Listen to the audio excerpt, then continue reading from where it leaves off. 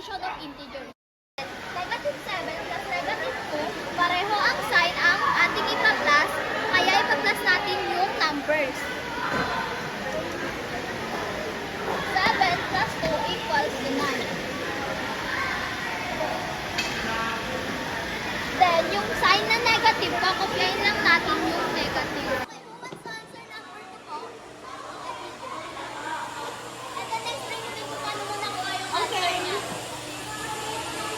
Little teacher.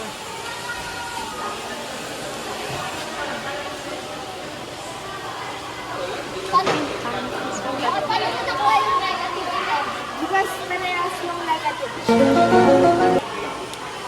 Let's proceed to subtracting integers. If the problem has a positive sign, we have to subtract it. For example, positive 2 minus positive 4 equals positive 2. And there is your answer. If the question has a different sign, like 1 is positive and 1 is negative. For example, negative 7 minus positive 5 equals negative 2. There is your answer. Or we can use a method called KCC, keep, change, change.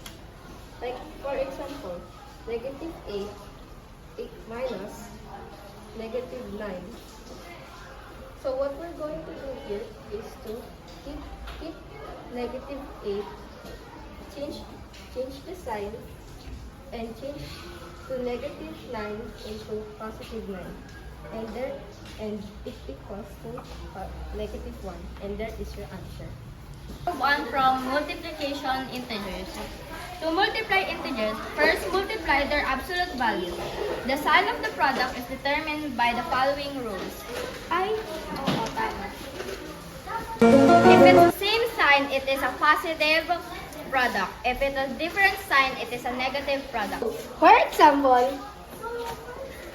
4 times 3 equals 12. Let's move on to the next example.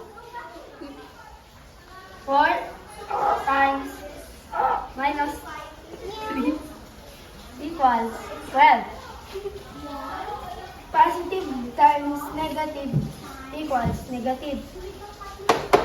Let's proceed to dividing integers. In this lesson, we're going to learn about how we divide.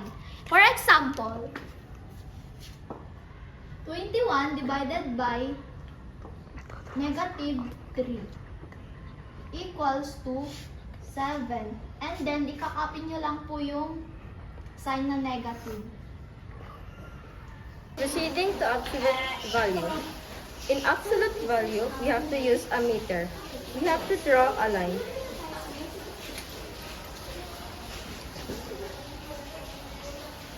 On this side is negative. On this side is positive.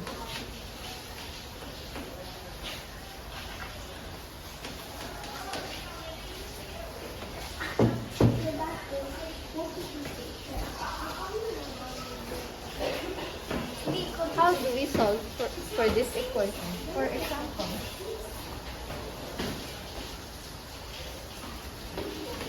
all you need to do is just count, like count here to up here. And there is your answer.